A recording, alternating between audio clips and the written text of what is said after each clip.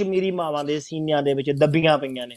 ਸੋ ਆਪਾਂ ਹਮੇਸ਼ਾ ਹੀ ਆਪਣੇ ਨਾਲ ਕਸ਼ਮੀਰੀ ਐਕਟੀਵਿਸਟ ਸਾਡੇ ਭੈਣ ਜੀ ਰਿਫਤ ਵਾਨੀ ਨੇ, ਉਹਨਾਂ ਨੂੰ ਅਸੀਂ ਆਪਣੇ ਨਾਲ ਅੱਜ ਗੱਲਬਾਤ ਲਈ ਆਪਾਂ ਜੋੜਿਆ ਹੈਗਾ। ਨਾਲ ਹੀ ਆਪਣੇ ਮਨਪ੍ਰੀਤ ਸਿੰਘ ਜੀ ਭਾਜੀ ਹਿਊਮਨ ਰਾਈਟਸ ਐਕਟੀਵਿਸਟ ਨੇ UK ਤੋਂ, ਤੁਸੀਂ ਉਹਨਾਂ ਨੂੰ ਅਕਸਰ ਵੇਖਦੇ ਰਹਿੰਦੇ ਹੋ ਅਕਾਲ ਚੈਨਲ ਜਾਂ ਹੋਰ ਵੱਖੋ ਵੱਖ TVs ਦੇ ਉੱਤੇ, ਉਹ ਆਪਣੇ ਮਸਲੇ ਚੱਕਦੇ ਨੇ। ਵਰਲਡ ਸਿੱਖ ਪਾਰਲੀਮੈਂਟ ਦੇ ਜਨਰਲ ਸੈਕਟਰੀ ਨੇ, ਆਪਾਂ ਉਹਨਾਂ ਨੂੰ ਵੀ ਆਪਣੇ ਨਾਲ ਜੋੜਾਂਗੇ। ਆਓ ਆਪਾਂ ਦੋਨਾਂ ਦਾ ਹੀ ਸਵਾਗਤ ਕਰ ਲੈਂਦੇ ਹਾਂ।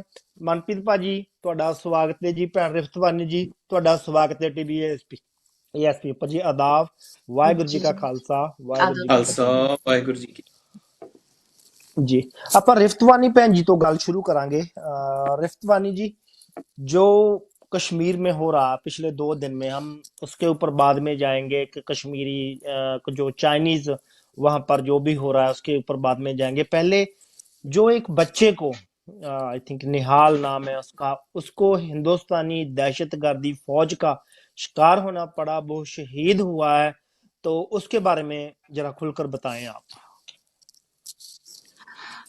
सबसे पहले तो मैं ये कहना चाहूंगी कि ये सबको पता था आफ्टर जो इन्होंने एब्रोगेट किया था हमारा आर्टिकल 370, उसके बाद से सबको पता था कि इनके अजाइम क्या है, क्योंकि खुल के सामने आ गए। और ये कोई नई बात नहीं है हमारे लिए कि इन्होंने हमारे जो है एक 6 साल के बच्चे को जो है वो शहीद कर दिया। और और उसका इल्जाम भी लगाया कि क्रॉस उसमें फायर में मारा गया और रेबल्स की तरफ से जो है उसको वो गोली लगी है।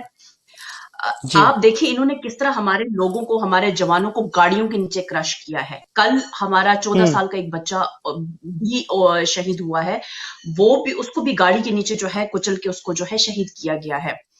हम जानते थे कि जब आर्टिकल 370 को इन्होंने खत्म किया तो हमें पता था कि अब ये जो हमारी एक ढाल ही थी आर्टिकल जो हमारा 35 था, कि ये हमारी जमीन के ऊपर किसी को जो है ना, लाइक हमारे पास एक वो था कि अभी यहाँ पे कोई आग के नहीं बच सकता है, ये फ्रीली किसी को जो है अलाउ नहीं कर सकते स्टेट एज अ स्टेट बाशिंदा है।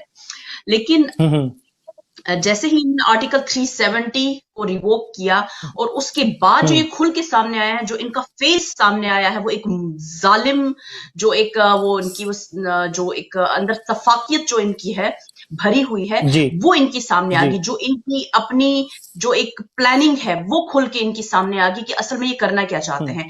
इनको कश्मीरियों से कोई भी गर्ज नहीं है, इनको कश्मीरियों का जेनोसाइड करना था, करना है, करेंगे। ये अगर ये सोच रहे हैं कि पूरी दुनिया तो सोच रही है कि सिर्फ ये कश्मीर है, कश्मीर स्टार्ट है वहां पे, ठीक है।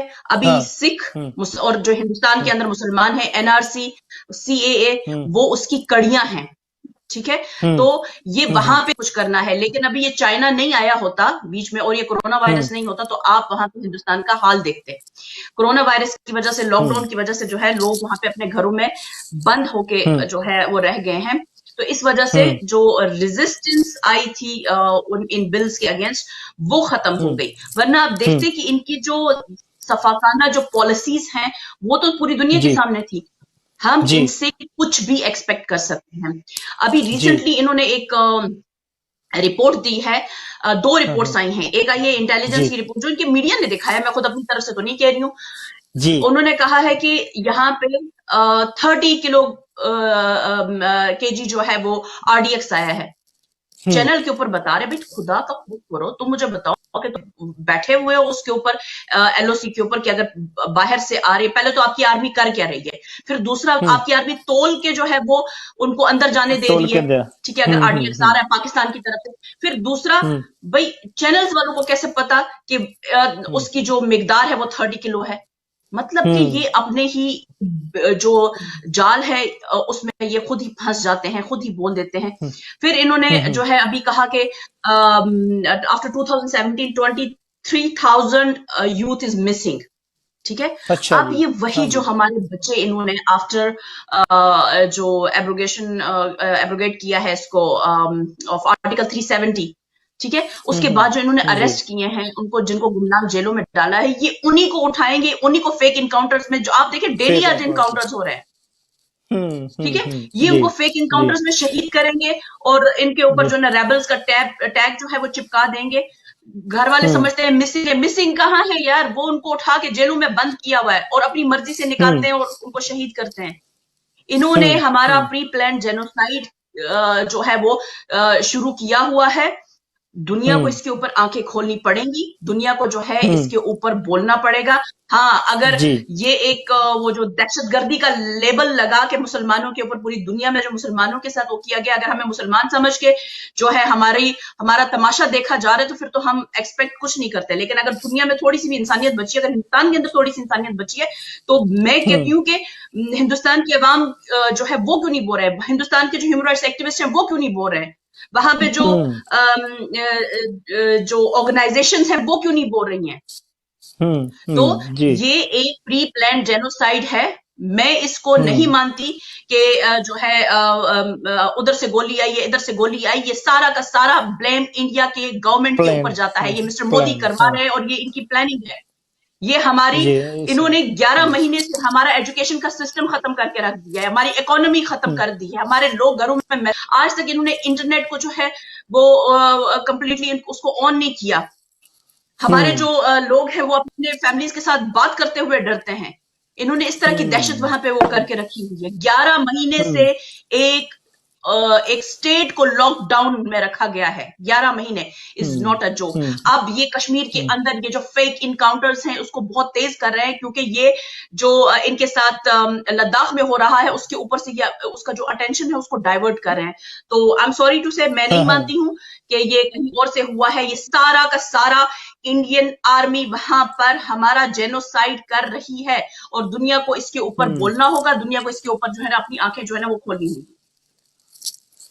जी ਮਨਪ੍ਰੀਤ ਭਾਜੀ ਬਹੁਤ ਹੀ ਗੱਲ ਸਾਨੂੰ ਯਾਦ ਆ ਜਾਂਦੀ ਆ 1984 ਕੀ ਅੱਜ ਆਪਾਂ ਥੋੜੀ ਜਿਹੀ ਗੱਲ ਜਿੰਨਾ ਚਿਰ ਸਾਡਾ ਰਿਫਤਵਾਨੀ ਭੈਣ ਨੇ ਆਪਾਂ ਹਿੰਦੀ ਚ ਵੀ ਕਰਦੇ ਆ ਕੋਈ ਵੱਡੀ ਗਿਣਤੀ ਸਾਨੂੰ ਜਿਹੜੀ ਸੁਣਨ ਵਾਲੇ ਆ ਉਹ ਕਸ਼ਮੀਰੀ ਵੀ ਆ ਪਾਕਿਸਤਾਨ ਤੋਂ ਵੀ ਜਿਹੜੇ ਉਰਦੂ ਦੇ ਜਿਹੜੇ जी ਕਾਫੀ बोलते हैं हिंदी ਚ बात करते हैं सो मनप्रीत भाजी आप इसे कैसे देख रहे हैं 7 साल के बच्चे को 9 साल के बच्चे को अभी भी इस वक्त जब ये लोग बोलते हैं लोकतंत्र कंट्री की बात कर रहे हैं उधर से चाइना भी इनके ऊपर हावी हुआ है एनकाउंटर्स किए जा रहे हैं बहन जी ने बताया 5,000 10,000 लोग जब 370 को रिवोक किया उस वक्त जेलों में डाल दिया उनको उठा उठाकर अभी उनके एनकाउंटर्स कर रहे हैं आप इस सब को कैसे देख रहे हैं देखो जाभी बाजी जो रिफ्त बाजी ने बातें सारी की हैं देखिए ये कोई नई चीज नहीं है। मैं बताना चाहता हूँ 1984 के हवाले से कि जो सिखों के साथ हुआ। हम्म सबसे पहले अगर दरबार हम्म साहब की बात करें, दरबार जी साहब में 7 से 12 साल के जो बच्चे हैं उनको पोटेंशियल टेररिस्ट कह के पकड़ लिया गया था।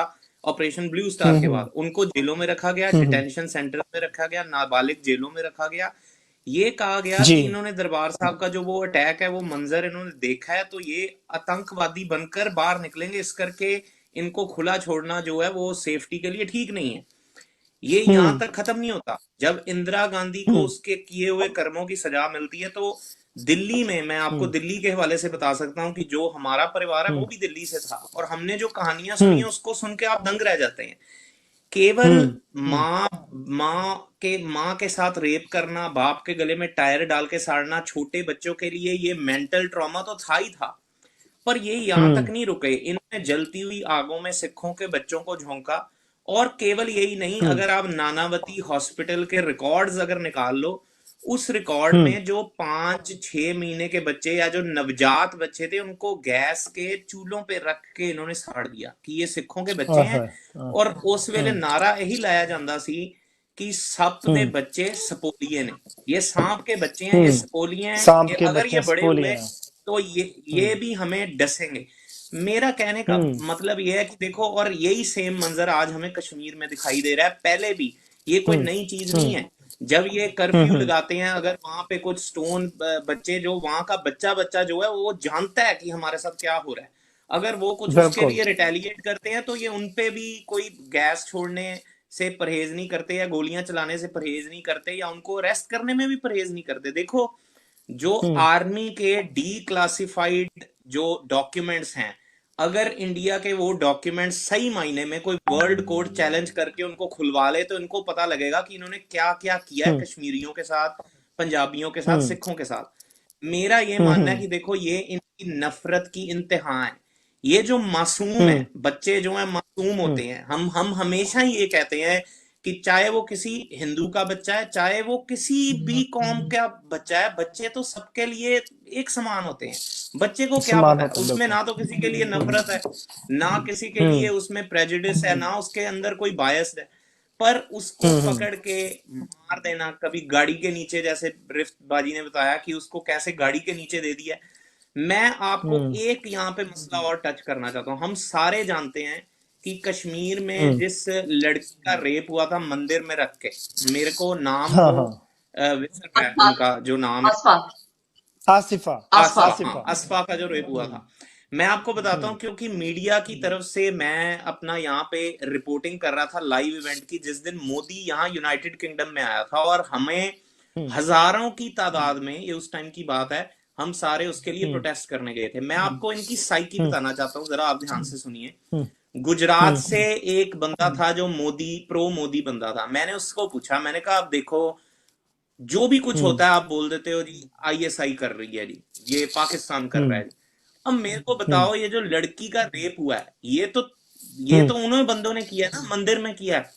इनकी साइकी इतनी घटिया, इतनी गंदी है, इन्होंने कहा कि नहीं, ये भी आईएसआई का ही कोई खेल है। मैं बताना ये चाहता हूं कि देखो, जो एक बच्ची के, एक छोटी बच्ची के रेप के साथ भी जिनको कोई सिंपैथी नहीं, तो इनसे हम क्या उम्मीद रखेंगे? ये मोदी के जो जी। भक्त हैं, इनसे हम क्या उम्मीद रखेंगे? और वो सरकार जो इस मेंटेलिटी को सपोर्ट करती है, इसका प्रोत्साहन करती है, इसको इनकरेज करती है, उससे हम जी। और क्या उम्मीद रखें? मेरे ख्याल से ये जो हो रहा है, जो जिस तरफ रिश्तबाजी का इशारा है, मैं ये इस चीज को जरूर हाईलाइट करना चाहता हूं। और वर्ल्ड सिख पार्लियामेंट के एक नुमाइंदे के तौर से हमने हर बार, हर चैनल पे, चाहे वो वेस्टर्न मीडिया हो, पाकिस्तानी मीडिया, कश्मीरी मीडिया या पंजाबी मीडिया, हमने ये बोला है कि there are huge similarities between what Hitler did in Germany and what Modi is doing right now. This is the Indian state policy.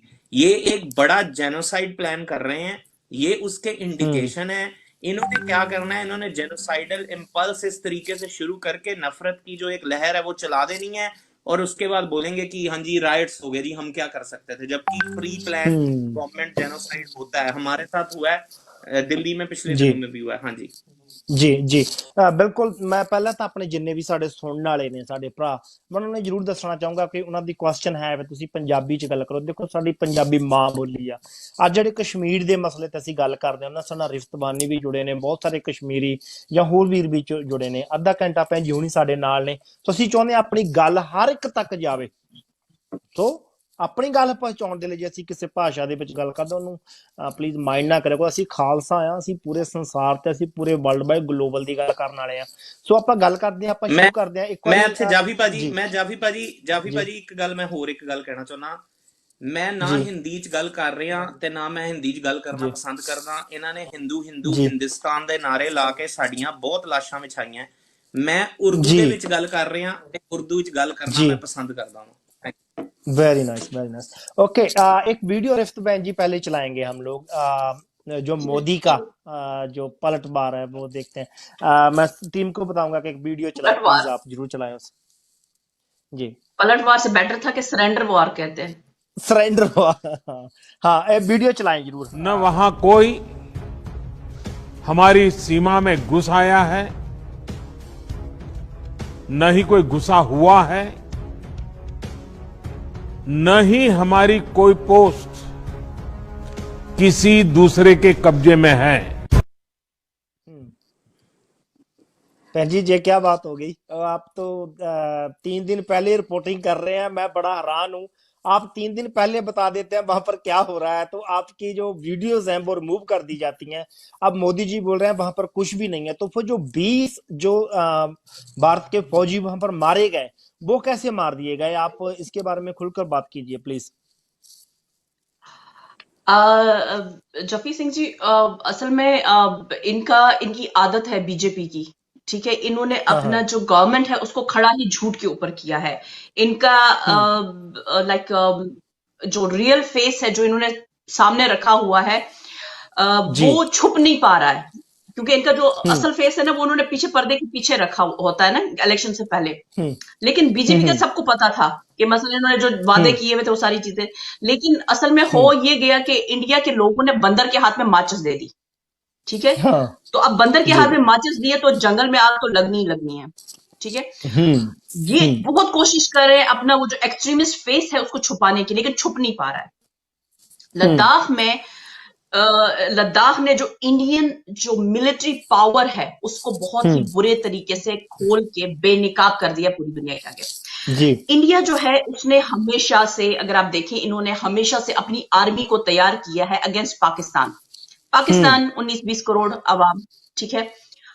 और 1962 में ये वॉर लड़ चुके हैं चाइना के साथ। इनका ये था कि चाइना के साथ हमारा एग्रीमेंट है कि भाई हमने सिर्फ धक्का मुक्की करनी है, इसके आगे हमारा जो है कभी कुछ क्लैश होगा नहीं। तो हमने जो है बस क्योंकि वोट बैंक है ना पाकिस्तान, ठीक है, हिंदू मुस्लिम सिख ईसाई ये इनका वोट बैंक है। तो इन्होंने हमेशा से अपनी आर्मी को प्रिपेयर करके रखा। इनकी जो है आर्मी जो है वो ग्राउंड प्रिपेयर्ड है, जो ग्राउंड लेवल पे जो लड़ने के लिए वो तैयार है। अभी इनकी आप देखिए जो इनका जो इन्होंने खुद अटैक किया उसके ऊपर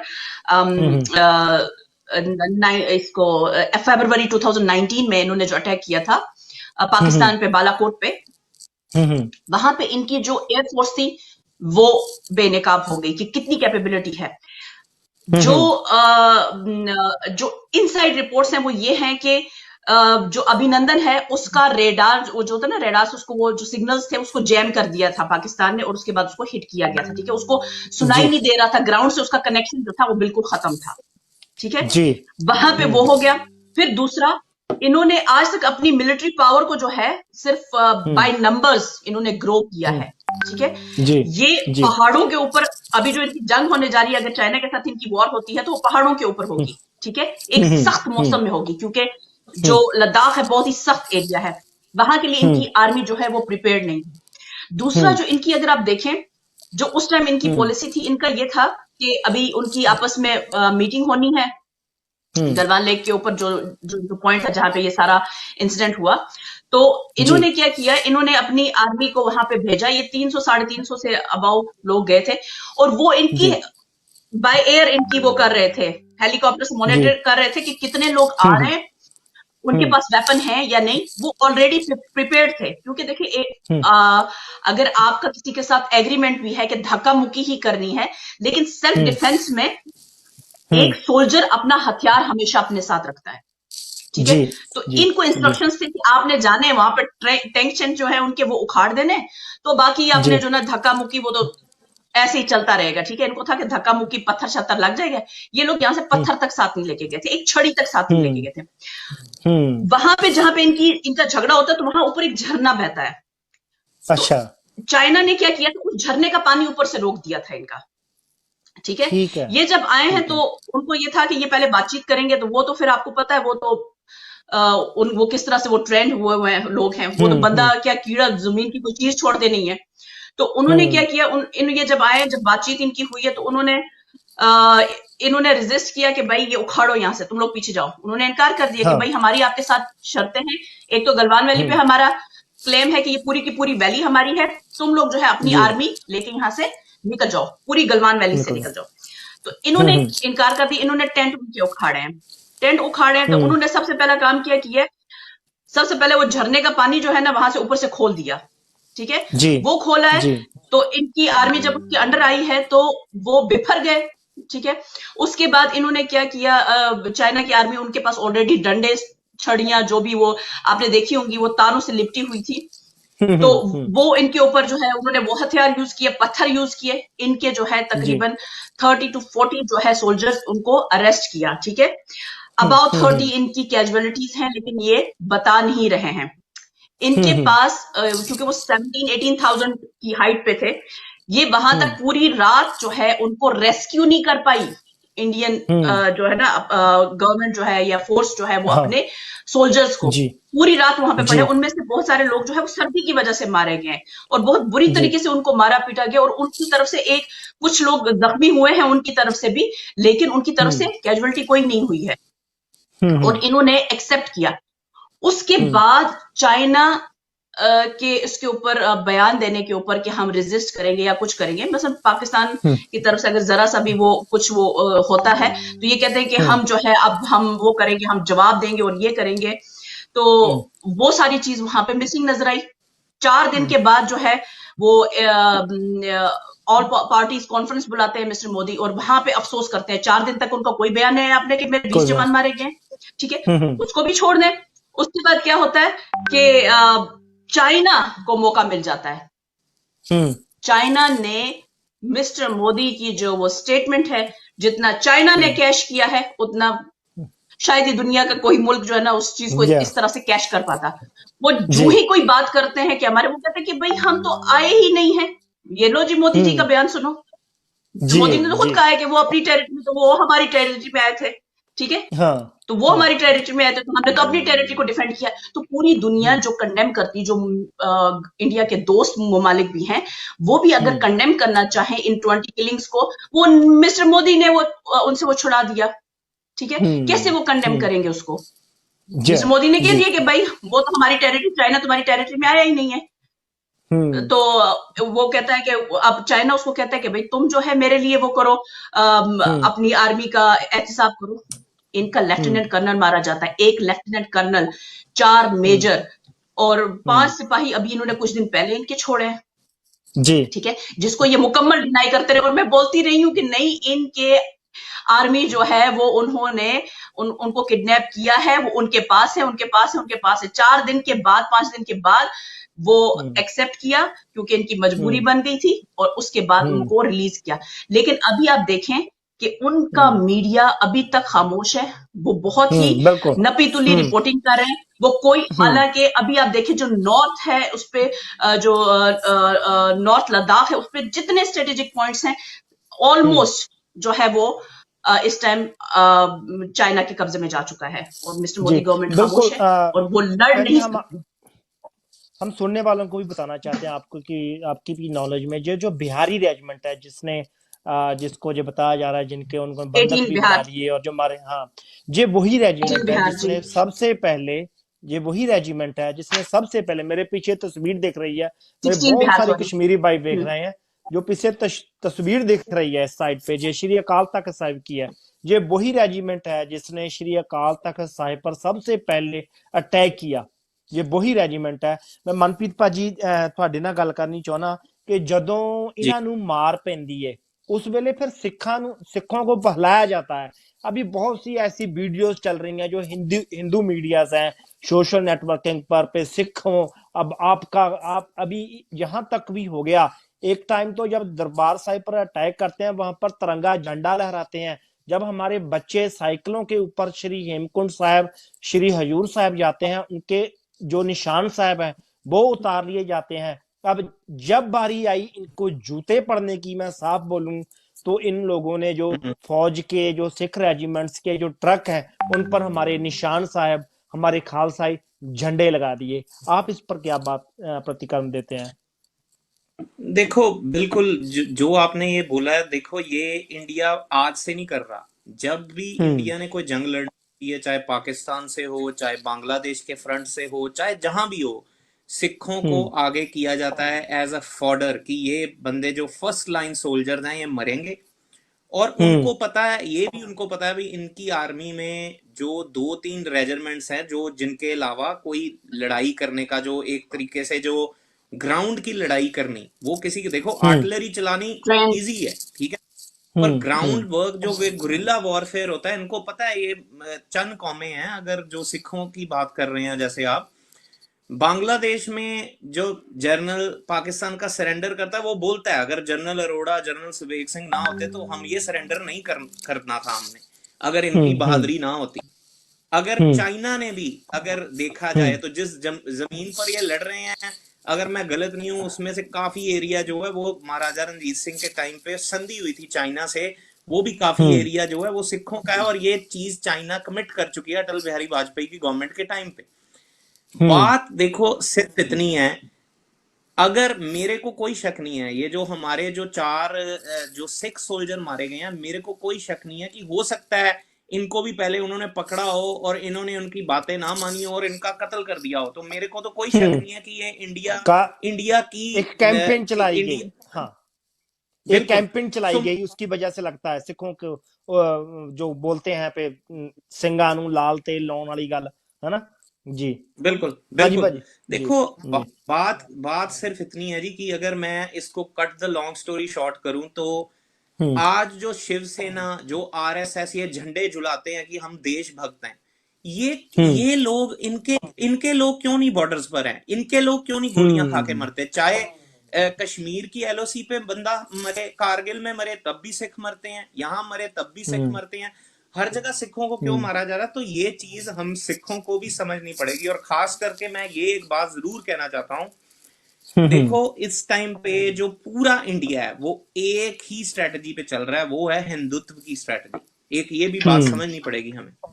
तो जो ये कम गिनतियां जो उसमें उनकी फौज में है, उनका मोरल क्या है इंडिया के लिए? आज सिखों को इंडिया की तरफ से लड़ने का हमें इंसेंटिव क्या है? क्या इंसेंटिव है?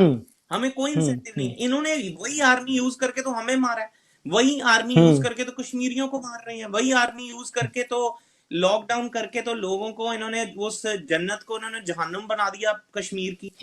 बात ये है सिर्फ कि हमें एक एज अ हिंचमैन यूज किया जाता है हर टाइम पे हमें एक हिंचमैन की तरह यूज किया जाता है। इनको आगे कर दो, ये लड़ने की कौम है, ये बहादुर कौम है, इनको सबसे पहले इनको मरवाएंगे, फिर देखेंगे क्या होगा। अब मैं जो बातें रिफ्त बाजी ने की है मैं जरूर उन पे टच करना चाहता हूं। देखो अगर बड़ी पिक्चर देखें, अगर बड़ी जियो पोलिटिकल सिचुएशन देखें, तो ये जानते हैं कि जो कश्मीर और जो पाकिस्तान में जो ग्वादर पोर्ट डेवलप हो रहा है, ये सारी जो इसके पीछे जियो पोलिटिकल सिचुएशन है वो यहां से आ रही है कि जो चाइना और पाकिस्तान की दोस्ती है और इसमें रोल प्ले कर रहा है।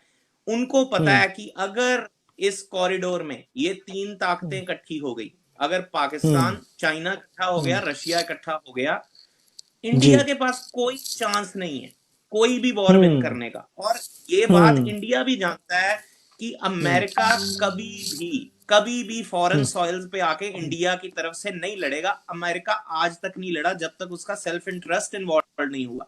जब तक उसका सेल्फ इंटरेस्ट नहीं आया, वो वर्ल्ड वॉर 1 में आया था, ना वर्ल्ड वॉर 2 में आया था, और ना ही किसी और कोल्ड वॉर में आया, उसका सेल्फ इंटरेस्ट चाहिए। इनको पता है they are basically on verge of, अगर ये पहली तो बात है कि ये वॉर चाहते नहीं है, खास करके चाइना पर तो किसी कदम से चाहते नहीं है वॉर।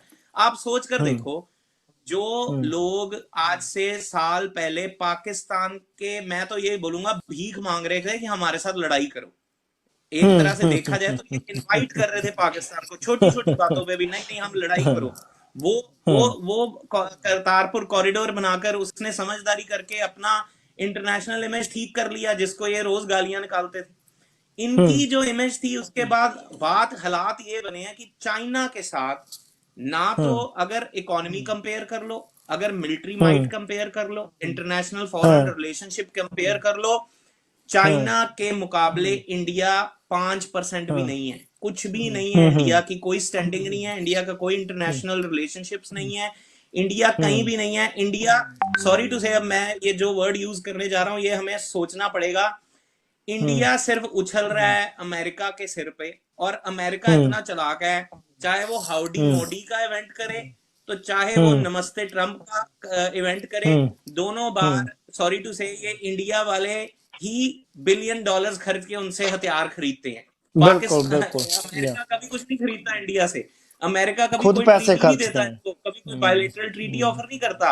ये हर बारी हजारों करोड़ों के हथियार खरीद के सोचते हैं कि ये अमेरिका को अपनी साइड पे कर लेंगे। West has always been two faced, और west has always backed the winning team. कभी भी वेस्ट ने लूजिंग टीम को बैकअप नहीं किया, इंडिया को भी बैकअप नहीं करेगा। इसीलिए ये तरह तरह के बहाने बनाकर ये इस वॉर से अपना मुंह मोड़ना चाह रहे हैं। वॉर, हम भी एज अ सिख किसी वॉर के हक में नहीं है, पर इंडिया की पोजीशन बहुत लूज है, और सॉरी टू से इंडिया ये पोजीशन डिजर्व करता है। जो इन्होंने मिनॉरिटीज के साथ किया है, ये इनके पाप आ रहे हैं। जी बिल्कुल। जी। रिश्तवानी बहन जी, आपको लगता है जो गलवान वैली के जो कब्जे के बाद जो चीनी फौज है वो सियाचिन की तरफ जा रही है? एक ये भी बात हो रही है कि जो गलवान वैली की तरफ सियाचिन की ऊपर वीडियो कब्जे की लिंक जो तरफ है जा रहे हैं। हाँ हाँ। तो ये एक बहुत जी ही रणनीति के साथ पाकिस्तान और चाइना, जैसे मनप्रीत भाई ने बात की है, अपनी युद्ध नीति है उनकी, जो उसके साथ आगे बढ़ रहे हैं। हो सकता है होपफुली सून कश्मीर पूरे का पूरा इनके हाथ से चला जाए, ऐसे कुछ आप क्या सोचते हैं? आप कश्मीरी एक्टिविस्ट हैं, कश्मीरी आवाम के साथ आपका बहुत ज्यादा टच में है, तो आप इसके ऊपर क्या प्रतिक्रम है आपका? अच्छा, सबसे पहले तो मैं जो मेरे भाई ने बात की है, ये बात कर रहे थे कि इनको यूज किया जा रहा है, जो पंजाब रेजिमेंट है उसको, और इसमें कोई हाँ शक नहीं हाँ। है, हमेशा उनको जो है हम्म। बहादुर सेना मानी जाती है। और दूसरा ये जो नेपाल की है गोरखा जो रेजिमेंट है, इनको गोरखा इनको रेजिमेंट जो है जी। मोस्टली ये जो जी इनको ये हम्म आगे करते हैं, इसमें कोई डाउट नहीं है। अभी हम्म अगर मैंने आज एक मैं देख रही थी, फिर मैंने एडमिन से कहा था कि वो लगाए भी, शायद उसने लगाई भी होगी वो वीडियो। आपने देखा होगा जो मेजर गौरव आर्या हैं, हम्म वो उसने मिस्टर मोदी के लिए एक वीडियो बनाई है, और उस वीडियो में वो कह रहे हैं कि आप जो है सन ऑफ सॉइल्स को यूज करो। ठीक है, हम्म आप सुनिएगा, सन ऑफ सॉइल्स यानी लद्दाखीज को यूज करो, उनके जो स्काउट्स हैं उनको यूज करो, उनकी स्ट्रेंथ को बढ़ाओ। ठीक है, हम्म इमेजिन स्काउट्स को वो यूज करेंगे ट्रेंड मिलिट्री के साथ। हम्म ये एक जो मेजर रहा है आर्मी का, वो कह रहा है, यानी कि अगर मरना है, अगर हमारे हाथ से चला भी जाता है, तो हम कहेंगे जी कि वहां जो उन्होंने बड़ी कुर्बानियां दी, और हर तरफ से गधों की तरह जो है स्टेट जम्मू एंड कश्मीर के लोगों को यूज करो। ठीक है, ये इनकी प्लानिंग है। ठीक है, ये सिर्फ आपके साथ ही नहीं कर रहे, ये पूरे स्टेट में जो भी माइनॉरिटीज हैं उनके साथ ये करना है। ठीक है, लद्दाखी जो हमारे जो अगर वो सुन भी रहे हो, बहुत सारे मुझे फॉलो करते हैं, कारगिल से फॉलो करते हैं, मैं उनको कहूंगी कि ये क्लेम करते हैं कि ये मेरा अटूट अंग है, तो बचाने दो इनको, आप लोग क्यों अपनी जाने दोगे? इनका क्लेम है ना कि स्टेट जम्मू एंड कश्मीर मेरा अटूट अंग है, तो लड़ने दो इनको। इनकी क्या ताकत जो है सिर्फ वो मजलूम कश्मीरियों के ऊपर रह गई है? मर्दानगी जो इन्हें दिखानी है वो सिर्फ स्टेट जम्मू एंड कश्मीर के अंदर दिखानी है, हमारे लोगों के ऊपर दिखानी है, कभी बुलेट्स चला के, कभी पैलेट्स चला के, कभी रेप करके, कभी घर के अंदर 6 महीने की वो जो छोटी सी बच्ची हिबा, उसको घर के अंदर पैलेट्स मार के। तो जाए लड़े, लड़ते क्यों नहीं है? 20 जवान इनके मारे हैं, तो जाए ले बदला उनका। ये जो आज भी 2 नदी में बहे, खुदा की कसम मैं यकीन से कहती हूँ कि ये इनको जो है ना उन्होंने मारा होगा, चाइना ने मारा होगा। ये झूठ बोलते हैं, झूठ बोलते हैं, ये अपनी आवाम से झूठ बोलते हैं। जी। दूसरी बात रही गलवान वैली की। गलवान वैली से जो एक यहां से ये बना रहे हैं, गलवान वैली से इनका प्रोजेक्ट था 255 किलोमीटर की सड़क बना रहे हैं। अब देखिए, हर मुल्क दुनिया का अपना इंटरेस्ट देखता है। अगर आप हिस्ट्री देखें ना, जो इनके एग्रीमेंट्स हुए हैं या इनकी जो बातचीत हुई है, जो इनके डिसीजन हुए हैं, वो हुआ 93 में, 96, 2005 में, 2012 में, 2015 में। इनके जो है ना आपस में बहुत सारे डायलॉग हुए, जिनपे इन्होंने जो चाइना है, चाइना की तरफ से हमेशा इनको आया है सजेशन कि हम जो है आपस में भाईचारे से काम करते हैं। और जब 2017 में जो प्रेसिडेंट शी है उनकी और नरेंद्र मोदी की जब मुलाकात होती है, तो वो उनसे कहते हैं कि हम जो है ट्राइलेटरल डायलॉग करते हैं, तो तुम जो है हम अपने इसके जो है हमारा जो एरिया है इसके हम मसाइल हल करते हैं, तो तुम जो है आ जाओ, तो हम ताकि एक भाईचारे की से जो है ना आगे चले। तो वो उसको कोई जवाब नहीं देते। फिर जब इन्होंने आर्टिकल जो 370 है उसको जब 5 अगस्त को हटाया, तो उनकी तरफ से रिएक्शन आया कि भाई गलत कर रहे हो, ये मत करो। लेकिन आपको पता है चाइना जो है, चाइना की पॉलिसी आज तक पूरी दुनिया की जो एजेंसीज हैं वो हैरान है, वो उनको नहीं समझ पाते, क्योंकि वो बोलते कम है, वो आराम से सुकून से जो दिमाग को शांत रख के जो उन्होंने करना है वो करते हैं। वो बोलते नहीं है, वो भड़के नहीं मारते कि मैं यहां से हिट कर दूंगा, मैं वहां से हिट कर दूंगा, मैं जो है सर्जिकल स्ट्राइक करूंगा, मैं तुम्हें ये कर दूंगा। वो बोलते नहीं है, वो करके दिखाते हैं। ठीक है, उन्होंने फिर खामोशी इख्तियार की 5 अगस्त से लेकर अक्टूबर तक। जब चेन्नई कॉन्फ्रेंस होती है, प्रेसिडेंट शी आते हैं चेन्नई कॉन्फ्रेंस में, फिर दोबारा से जो मिस्टर मोदी हैं उनसे कहते हैं कि हम ट्राइलेटरल डायलॉग करते हैं, इस डिस्प्यूट को रिजॉल्व करते हैं, यही एक डिस्प्यूट है, ये हमारी तरक्की की राह में रुकावट है, चलो तुमने 1.5 अरब लोगों का पेट पालना है, मैंने 1.5 अरब लोगों का पेट पालना है, तो चलो किसी नतीजे पर आते हैं। तो मिस्टर मोदी जो है वो उसको बिल्कुल कोई जवाब नहीं देते हैं। चाइना का जो मीडिया है वो इसको हाईलाइट करता है इस स्टोरी को कि वहां पर इसने ट्राइलेटरल डायलॉग की और एक भाईचारे की बात की है, जिस पर इंडियन गवर्नमेंट की खामोशी ना का इजहार करती है, जबकि इंडियन मीडिया जो हर वक्त टक टक टक टक लगा रहता है नफरत फैलाने में आगे, उन्होंने इसको कोई भी खातिरख्वाही या ना ही उसको कोई जो है सीरियस लिया गया। तो ठीक है, अगर आपके साथ होगा, आपकी जमीन पे ऐसा होगा, आपकी जमीन पे आपको लगेगा कि मुझे कहीं से थ्रेट है, आप भी अपनी जमीन को बचाने के लिए कुछ भी करेंगे। तो वही है, इंडिया का एक प्रोजेक्ट है 255 किलोमीटर का जो रोड बन रहा है, वो इनका वन बेल्ट इनिशिएटिव जो है, ये सी पैक का जो है, वो उसको जाके जो है ना वहां पे कॉर्नर पे लगता है और वहां से अक्सर चीन को भी वो हिट कर सकता है, जहां पे इनको था कि हम यहाँ पे अपना सेटअप बनाएंगे, जो उसका जो एंडिंग पॉइंट था वहां से ये आसानी से जो है सीपेक को भी हिट करते, वहां से जो है ये अक्साई चीन को भी हिट करते। तो उसने कहा यार ये तो मेरी सोवेरेनिटी पे मसला वो आ गई है, बात आ गई है, तो मैं क्यों पीछे हटूं। तो वो खामोशी से आगे बढ़ता रहा। जब ये कोविड में उसमें लगे हुए थे, बल्कि मैंने एक रिपोर्ट भी मैंने लगाई थी कुछ दिन पहले, ये कुछ अरसा पहले ना इनको वो उनके ड्रोन वगैरह वो उड़ते रहे और वो समझते रहे कि ये सैयारे, इंडियन आर्मी समझती रही है कि ये सैयारे हैं जो कि नीचे आए हैं आसमान पे और वो देखते हैं, और वो सारा इनकी मैपिंग करते रहे हैं कि इनकी कहां पर क्या क्या चीजें वो चल रही हैं, इंडियन आर्मी जो है कहां पर क्या क्या चीज बना रही है, और वो आहिस्ता आहिस्ता आते रहे। जिस दिन गलवान में का ये हुआ है ना, अगले दिन 2 दिन बाद इनकी आपस में फिर बातचीत होती है। बातचीत होने के बाद ये हुआ है कि इन्होंने मीडिया पे शो डाल दिया जी, बातचीत कामयाब हो गई और चाइना पीछे हटने के लिए तैयार हो गया। चाइना पागल है, तुम्हारी आवाम जो है ना, तुम्हारे ये झूठे प्रोपेगेंडा सुन के तो बेवकूफ बन चुकी है, दुनिया तो बेवकूफ नहीं है। चाइना जहां से आप इंडो पैसिफिक सी के पे जो है ना आप कर रहे हो, अमेरिका के साथ एग्रीमेंट्स आप कर रहे हो, इसके साथ ऑस्ट्रेलिया के साथ एग्रीमेंट, वो अपना बैकडोर बंद करवा दे पीछे जाके। ये सेंस बनता है कि तुम उसके तमाम रास्ते बंद करोगे और वो जो है ना कहेगा कि जी इंडिया बहुत बड़ा फने खान है, मोदी बड़ा फने खान है, वो पता नहीं क्या कर देगा। जिस जगह पे इनके 20 सिपाही मारे, वहीं से 1.5 किलोमीटर अंदर आए 2 दिन के अंदर, और मैं बोलती रही है झूठ बोल रहे, चाइना कभी पीछे हट ही नहीं सकता। मैं बोलती रही कि चाइना कभी पीछे, मैं आज भी अपनी बात पे कायम हूं, और आज भी मैं आपको कहती हूँ इंडिया कभी भी वॉर की तरफ नहीं जाएगा। हो सकता है कि छोटी मोटी इनकी कोई बैटल और वॉर में तो आपको पता फर्क होता ही है, छोटी मोटी कुछ हो जाए इनकी, लेकिन इंडिया इस पोजीशन में ही नहीं है कि वो उसके साथ वॉर कर सके। मैं अभी भी हल्पन में कह रही हूँ, और इंडिया खामोशी इख्तियार करेगा, और वो ले रहे पर डे वो आगे आ रहे, इंटर हो रहे जो इनका इलाका है, जो इनके जितने स्ट्रेटेजिक पॉइंट्स हैं। डीबीओ लिंक जो है, कल उन्होंने पेट्रोलिंग बंद की, इनकी इंडियन आर्मी की पेट्रोलिंग बंद की डीबीओ लिंक से, ठीक है। तो मैं अभी भी अपनी बात पे कायम हूँ कि ये उनके साथ नहीं लड़ सकते। हाँ, अभी भूटान वगैरह में भी इनका पानी, जो किसानों को पानी जाता है वहां से रिवर जाती है, वो भी सारा कुछ बंद कर दिया।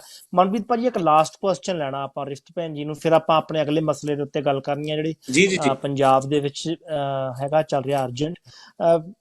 हम सुनने वालों को सभी को कहते हैं अभी पंजाब में जैसे जो कश्मीर में बोलते हैं कि कश्मीरी पंडितों को तंग किया जा रहा है, एक सिस्टम बनाया जाता है, अभी पंजाब में भी ऐसा सिस्टम इन लोगों ने क्रिएट कर दिया है। हम लोग आपको उसके प्रूफ दिखाएंगे आज, कैसे ये हिंदू बहुगिनती में अपने जो इनके हिंदू अखबार हैं उनमें कैसे जो प्रचार कर रहे हैं कि पंजाब में जो हिंदू हैं वो कम गिनती है, उनके ऊपर सिख जो है टार्चर कर रहे हैं। हम लोग आपको अभी डिबेट में उसके प्रूफ भी दिखाएंगे।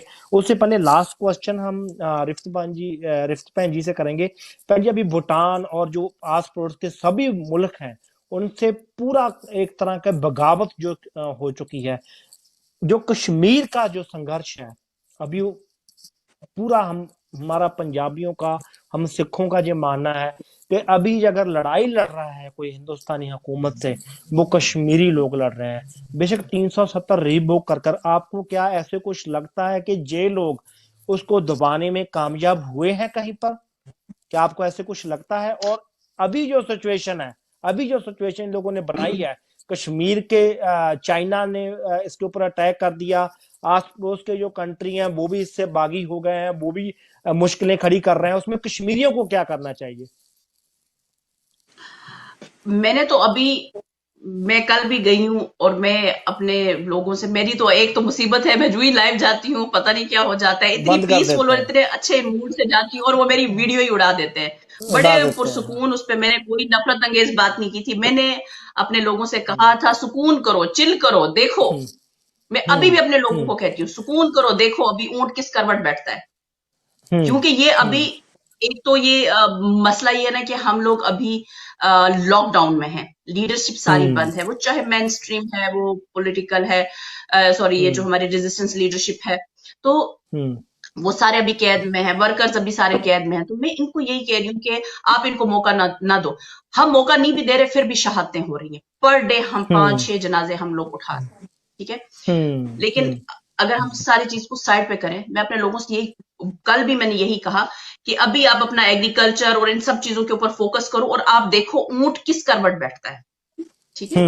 ये हमारे हाथ में नहीं है। बहुत सारे लोग मुझे कहते हैं कि तुम चाइना को सपोर्ट करिए, तुम वो करो, चाइना भी काबिज है। मैं उनको कहती हूँ मैं तो सुकून से बैठी हूँ, मैं तो मिस्टर मोदी को कह रही हूँ जाके हमारा लद्दाख वापस लेके दो। क्लेम है ना उनका कि या टूटांगे, तो लेके दे हमें वापस। मेरी तो हिम्मत नहीं है कि मैं चाइना के साथ जाके लड़ाई करूं और उसको बोलूं कि जे चल मेरा लद्दाख वापस कर, ठीक है। न्यूक्लियर पावर के साथ तो हम में से कोई भी नहीं लड़ सकता। 3 मुल्क हैं, इंडिया, पाकिस्तान, चाइना, तीनों न्यूक्लियर पावर है। तो हमारा अभी सुकून.com होना चाहिए। लेकिन हमारी रिस्पॉन्सिबिलिटी ये है कि आगे इन फ्यूचर कुछ भी होता है, हमारी फ्यूचर प्लानिंग होनी चाहिए, हम उसके लिए तैयार होना चाहिए, हमारे पास रोड मैप होना चाहिए कि अभी ये जो हो रहा है, ये चीजें जो है कुछ ही दिनों के अंदर जो है ये बहुत ज्यादा क्लियर हो जाएंगी कि आगे क्या होना है, ठीक है। तो अगर कुछ ऐसा होता है या कोई बगावत भी खड़ी होती है, कुछ भी होता है, बगावत भी तो ऐसे ही नहीं होती ना कि आप उड़ गए और आपने जो है ना मरना मारना शुरू कर दिया, ये नहीं होता, ठीक है। हर चीज की एक पूरी स्ट्रेटेजी होती है, प्लानिंग होती है। हमने अगर आजादी लेनी है तो कैसे लेनी है, किस तरह से लेनी है, क्या करना है, मुतालबात क्या होने चाहिए। आजादी लेते हैं तो फ्यूचर में हम टेबल के ऊपर क्या रखेंगे। अफगानिस्तान ने जो है हमेशा, अगर उनकी आप वो देखें, भैन जी थोड़ी आवाज कट गई है बहुत ज्यादा, आपकी आवाज कम हो गई बहुत ज्यादा जी। जो क्या कहते हैं इसको, अफगानिस्तान है, इन्होंने आज तक जितनी भी जंगें लड़ी हैं वो इन्होंने हमेशा जीती है। अफगानिस्तान ने जब उनके साथ एक दफा एक वॉर, मुझे भी वो याद नहीं किस सन में हुई है उनकी, तो जो एक उनका जो कोई कर्नल था वो भाग गया, ठीक है। बाद में जब ओब्वियसली जब भी वॉर होती है उसके बाद दोनों मुल्क जो है वो बैठते हैं और वो फिर आपस में टेबल पे आते हैं। चाइना हमेशा अफगानिस्तान हमेशा हारा है कहां पर, जहां पर टेबल टॉक हुई, उनसे कहा गया कि तुम जो है अपना रोड मैप रखो कि फ्यूचर क्या है तुम्हारा। तो मैं नहीं चाहती मेरे लोगों से जब पूछा जाए कि फ्यूचर क्या है, फ्यूचर प्लानिंग क्या है, वो वहां पे मार खा जाए। तो हमें उसके लिए प्रेपरेशन करनी चाहिए। जी, इनको क्या लगता है कि ये हमारे ये जो डेली पर डे बच्चे शहीद करते हैं, ये हमारे घरों को आग लगाते हैं, इससे जो है ये 80 करोड़ 90 लाख सॉरी लोगों को जो है वो खत्म कर देंगे। नहीं खत्म हो सकता, ये डिस्प्यूट इतनी जल्दी भी खत्म नहीं हो सकता। अभी चाइना इसका स्टेक होल्डर नहीं था, अभी जो है चाइना भी इसकी थर्ड पार्टी है।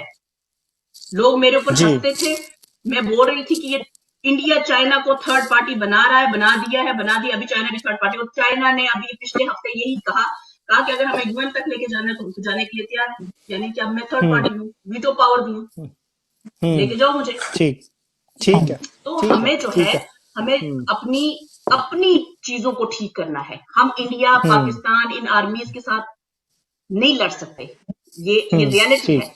ये एक न्यूक्लियर पावर्स हैं, लेकिन हमारी अपनी प्रिपरेशन क्या है, हम ग्राउंड पे क्या रखते हैं, हम यूएन में जाते हैं तो वहां पे क्या रखते हैं कि हम किस बेस पे अपना अलग या आजाद मुल्क चाहते हैं, अपनी रियासत चाहते हैं, अपनी हुकूमत चाहते हैं।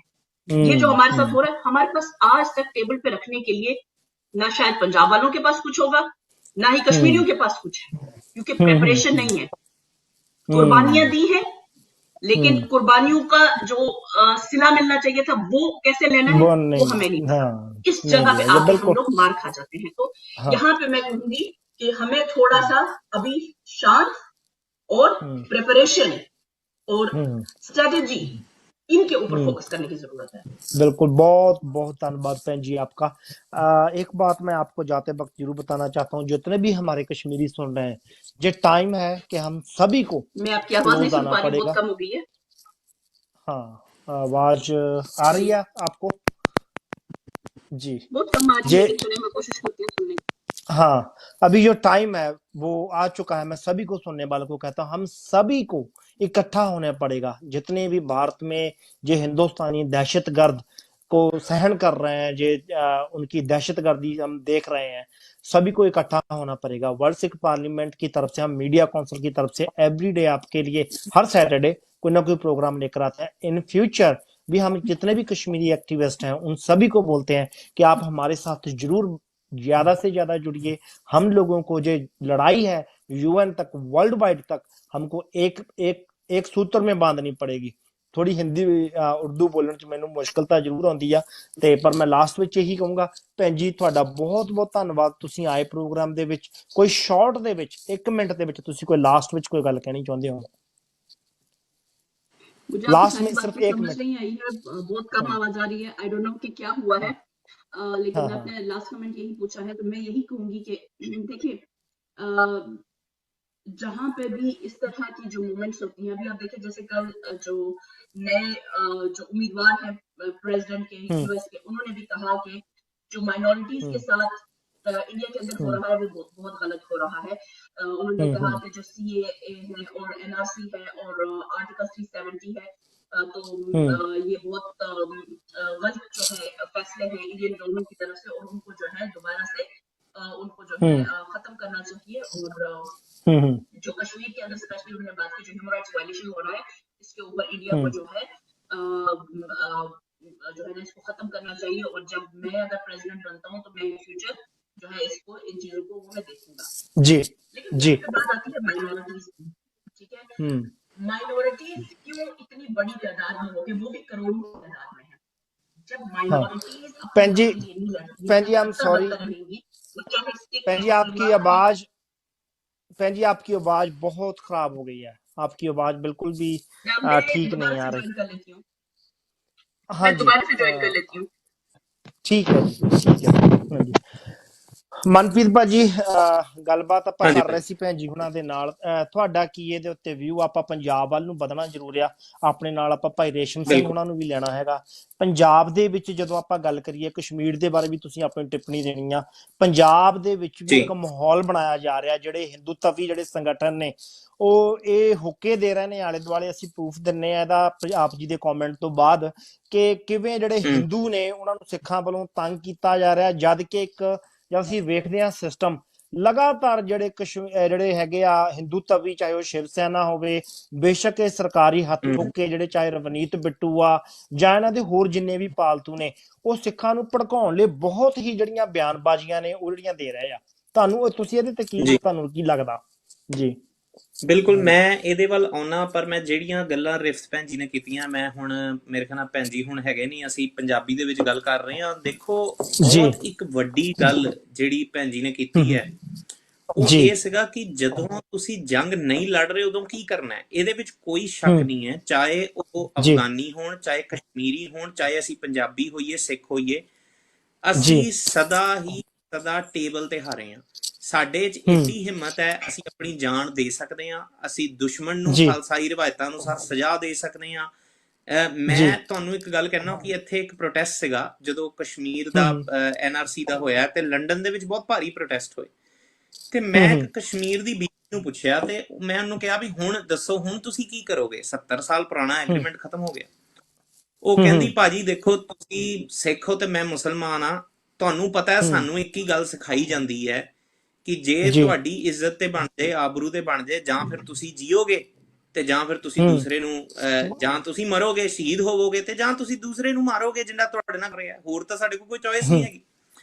ਸੋ ਇੰਨੀ ਹਿੰਮਤ, ਇੰਨੀ ਜ਼ਿਆਦਾ ਹੌਸਲੇ ਦੇ ਬਾਵਜੂਦ ਜੇ ਅਸੀਂ ਕਦੀ ਹਾਰੇ ਹਾਂ ਤੇ ਟੇਬਲ ਤੇ ਹਾਰੇ ਹਾਂ। ਮੈਨੂੰ ਅਜਮੇਰ ਸਿੰਘ ਜਿਹੜੇ ਸਾਡੇ ਹਿਸਟੋਰੀਅਨ ਨੇ, ਉਹ ਇੱਕ ਬੜੀ ਸੋਹਣੀ ਗੱਲ ਕਹਿੰਦੇ ਨੇ। ਉਹ ਕਹਿੰਦੇ ਜੀ ਜਦ ਤੱਕ ਲੜਨ ਦੇ ਕਾਬਲ ਨਾ ਹੋ ਤਦ ਤੱਕ ਕੀ ਕਰੋ, ਫਿਰ ਹੱਥ ਦੇ ਹੱਥ ਰੱਖ ਕੇ ਬੈਠੋ। ਨਹੀਂ, ਉਹ ਕਹਿੰਦੇ ਜੇ ਜਦ ਤੱਕ ਲੜ ਨਹੀਂ ਸਕਦੇ, ਲੜਾਈ ਦੀ ਤਿਆਰੀ ਕਰੋ।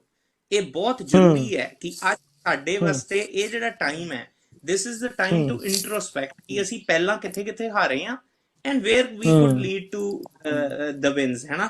ਤੇ ਜਿਹੜੀਆਂ ਗੱਲਾਂ ਰਿਫਤ ਭੈਣ ਜੀ ਨੇ ਕੀਤੀਆਂ, ਇਹ ਬੜੀਆਂ ਸਹੀ ਗੱਲਾਂ ਨੇ। ਨਿਊਕਲੀਅਰ ਵਾਰ ਦੇ ਨਾਲ ਲੜਨ ਦਾ ਤੁਹਾਡਾ ਵਾਰਫੇਅਰ ਡਿਫਰੈਂਟ ਹੋਣਾ ਚਾਹੀਦਾ। ਔਰ ਮੈਂ ਇੱਥੇ ਤਾਈਓ ਇਹ ਗੱਲ ਰੱਖਦਾ, ਟੇਬਲ ਟਾਕ ਵਾਸਤੇ, ਹਰ ਚੀਜ਼ ਵਾਸਤੇ ਤੁਹਾਨੂੰ ਇੱਕ ਲੰਮੀ ਤਿਆਰੀ ਕਰਨੀ ਪੈਂਦੀ ਹੈ। ਤੁਹਾਨੂੰ ਇੱਕ ਆਪਣਾ ਐਡਮਿਨਿਸਟ੍ਰੇਟਿਵ ਸਟਰਕਚਰ ਬਣਾਉਣਾ ਪੈਂਦਾ ਹੈ, ਇੱਕ ਇੰਟਰਨੈਸ਼ਨਲ ਕ੍ਰੈਡੀਬਿਲਿਟੀ ਦਾ, ਜਿਹਦੇ ਨਾਲ ਆ ਕੇ ਜੇ ਕੱਲ ਨੂੰ ਕੋਈ ਜੰਗ ਹੁੰਦੀ ਹੈ। ਮੈਂ ਇੱਥੇ ਇੱਕ ਗੱਲ ਕਹਿਣਾ ਚਾਹੁੰਦਾ, ਦੇਖੋ ਜਦੋਂ ਹਿੰਦੁਸਤਾਨ ਜਿਹੜਾ ਅੰਗਰੇਜ਼ਾਂ ਦੇ ਕਬਜ਼ੇ ਸੀ ਤੇ ਵਰਲਡ ਵਾਰ 2 ਹੁੰਦੀ ਹੈ, ਤੇ ਵਰਲਡ ਵਾਰ 2 ਜੇ ਨਾ ਹੁੰਦੀ ਤੇ ਮੇਰੇ ਸਾਹਮਣੇ ਕਦੀ ਹਿੰਦੁਸਤਾਨ ਪਾਕਿਸਤਾਨ ਆਜ਼ਾਦ ਨਹੀਂ ਸੀ ਹੋਣਾ। ਪਰ ਪਰ ਜਿਹੜਾ ਅੰਗਰੇਜ਼ ਸੀਗੇ, ਉਹਨਾਂ ਨੂੰ ਪਤਾ ਸੀ ਕਿ ਉਹਨਾਂ ਨੇ ਕਿਹਦੇ ਨਾਲ ਗੱਲ ਕਰਨੀ ਹੈ। ਜੇ ਇੰਡੀਆ ਦੇ ਬਾਰੇ ਗੱਲ ਕਰਨੀ ਹੈ ਤੇ ਉਹਨਾਂ ਨੇ ਕਾਂਗਰਸ ਦੇ ਨਾਲ ਗੱਲ ਕਰਨੀ ਹੈ। ਜੇ ਪਾਕਿਸਤਾਨ ਬਣਾਉਣ ਬਾਰੇ ਜਾਂ ਬੰਗਲਾਦੇਸ਼ ਬਾਰੇ ਗੱਲ ਕਰਨੀ, ਉਹਨਾਂ ਨੇ ਮੁਸਲਿਮ ਲੀਗ ਦੇ ਨਾਲ ਕਰਨੀ ਹੈ ਜਾਂ ਹੋਰ ਜਿਹੜੀਆਂ ਪਾਰਟੀ ਸੀ। ਇੱਕ ਗੱਲ ਤਾਂ ਪੱਕੀ ਹੈ ਕਿ ਕਸ਼ਮੀਰੀਆਂ ਨੂੰ ਆਪਣਾ, ਠੀਕ ਹੈ, ਹੁਰੀਅਤ ਕਾਨਫਰੰਸ ਜ਼ਰੂਰ ਇੱਕ ਹੈਗਾ, ਪਰ ਅਸੀਂ ਵੀ ਜਾਣਦੇ ਹਾਂ ਉਹਦੇ ਚੋਂ ਕਾਫੀ ਤਰ੍ਹਾਂ ਕੰਪਰੋਮਾਈਜ਼ਡ ਨੇ।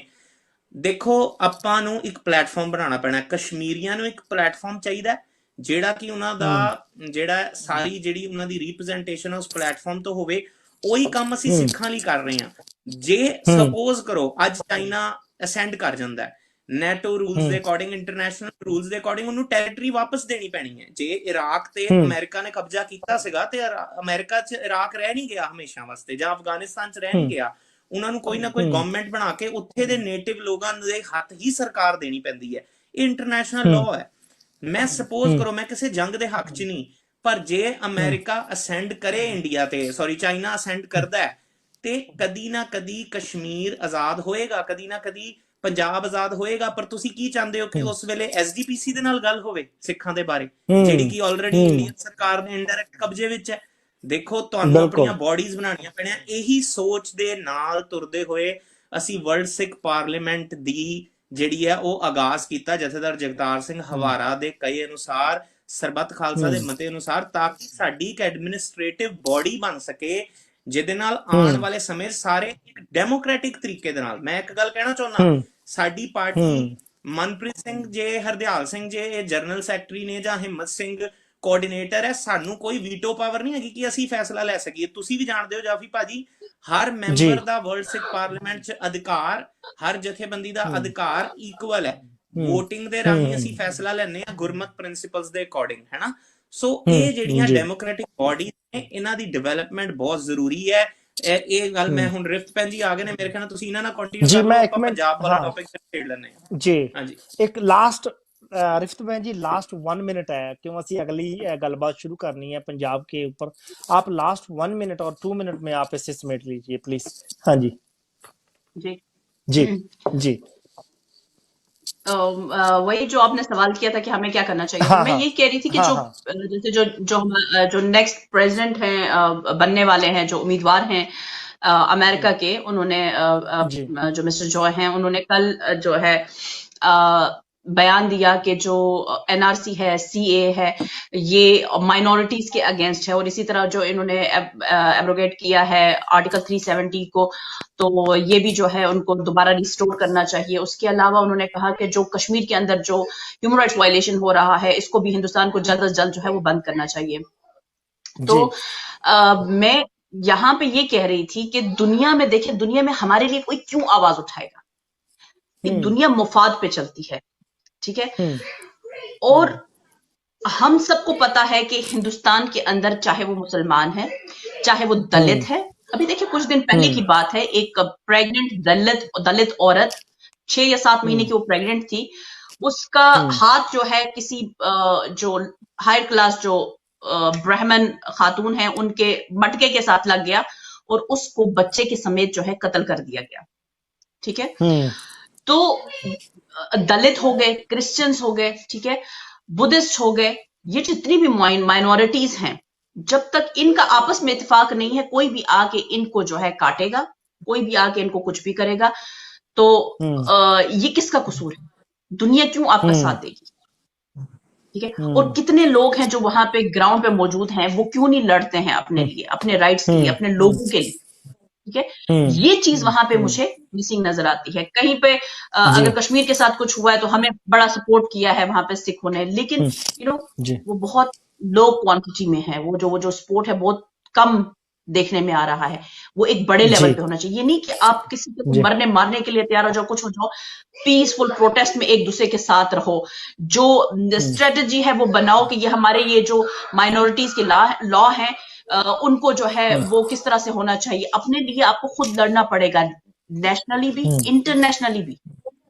एक सोच के साथ आपको चलना पड़ेगा। आपको पूरा एक जो है, कहीं एक केस अगर हो जाता है, मसलन हम इंसान जो है ना बड़े वो हैं, खुदगर्ज हैं, कहीं पे कुछ हो जाता है, जैसे इन्होंने मेरे भाई ने बात की थी आसमा के रेप केस की, आज तक वो मुजरिम जो है उनको सजा नहीं मिली।